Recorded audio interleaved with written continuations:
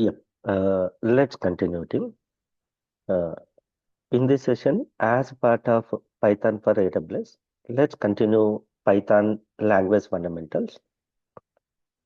In this, we are going to start Python comments. Tim.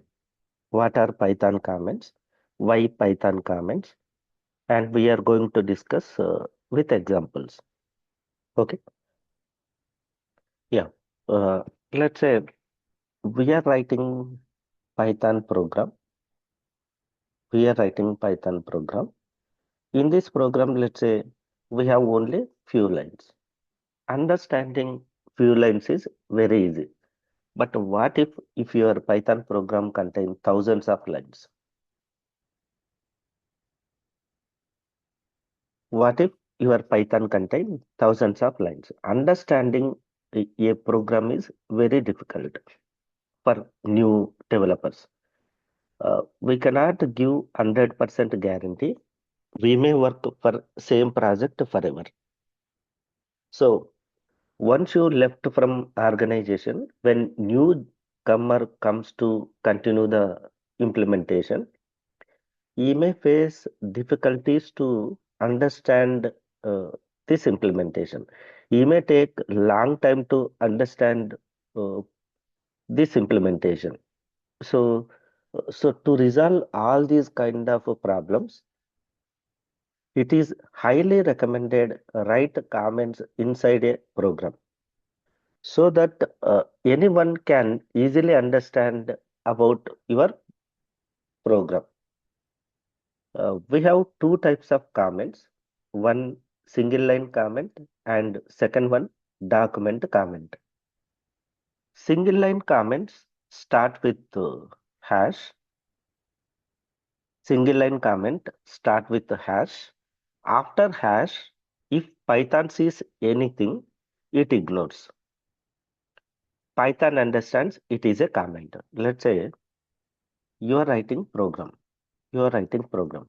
Middle, if it sees comment, then whatever you written here, right, it will ignore. Let's say you written here. You written comment from here. After hash, anything you written, Python will ignore. Okay, you can write, you can start comments any place, anywhere in the program, anywhere in the program. Once it sees comment related thing, Python will ignore. Let's start understanding.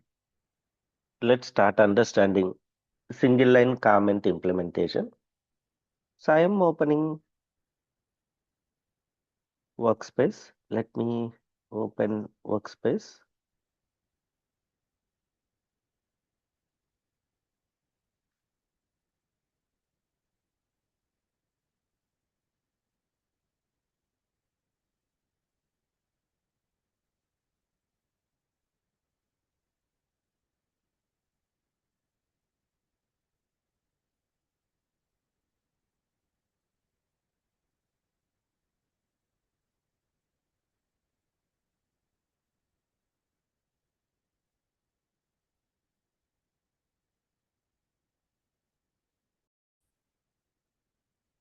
Yeah. Let me write one program without comment. So I'm writing simple program. I'm taking two variables, A variable, B variable, and I'm performing arithmetic operation. Then I'm printing A variable, I'm printing B variable, then I'm printing sum of A comma B variable without any comments.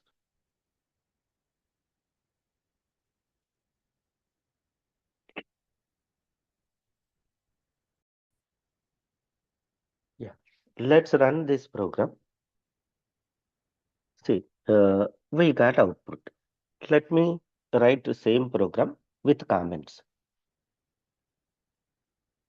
So I'm taking another program, same program with comments.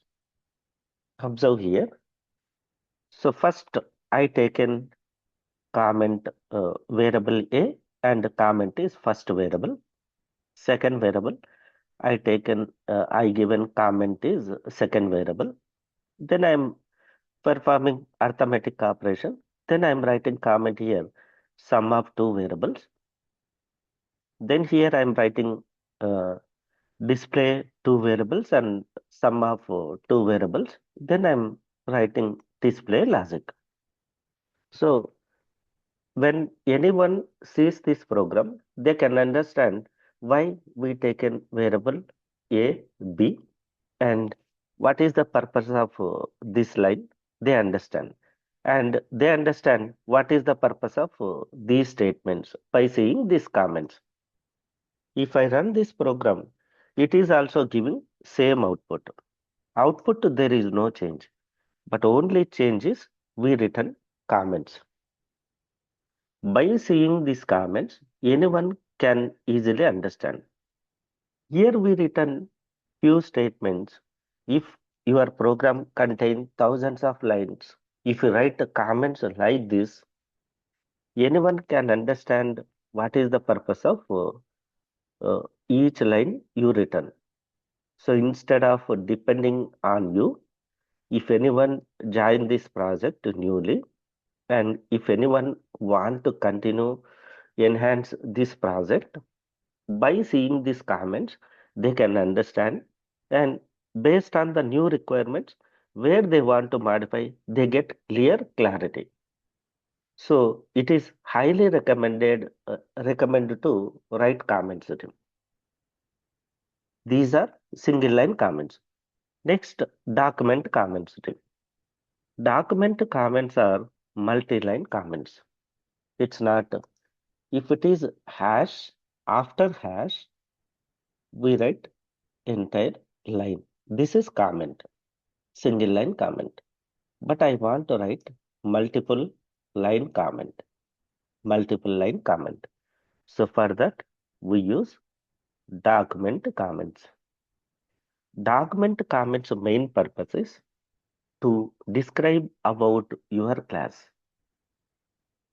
Let's say you are writing class A. In this class A, you are writing multiple lines of statements, multiple lines of statements. And in this, let's say you have 100 functions, 100 functions. Let's say you written 100 functions in this class A. What is the purpose of each function? Why you developed each function? What is the purpose you developed? I want to know. I want to know the purpose of each function. Python given help function. Python given help function. If I pass your class name, it will give all document comments. How many lines of comments you written? It will read from this class and then displays the document comment. Inside this document comment, we will write about all these functions purpose. A function performing XYZ operation.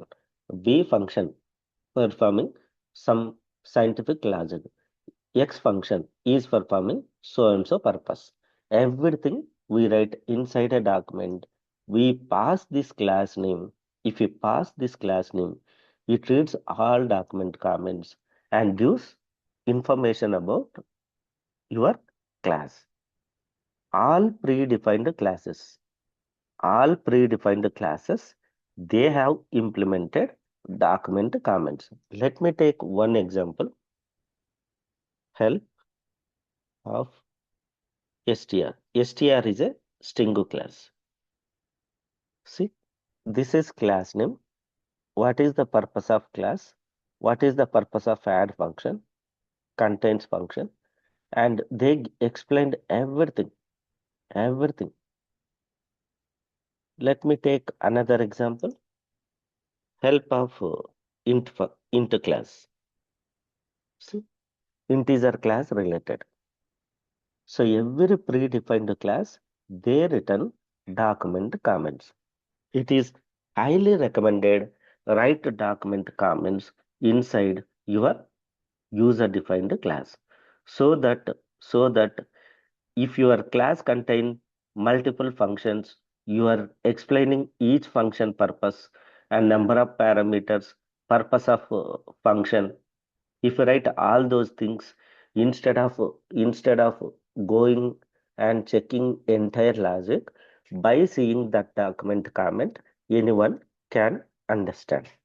Okay, clear, right? Comments purpose,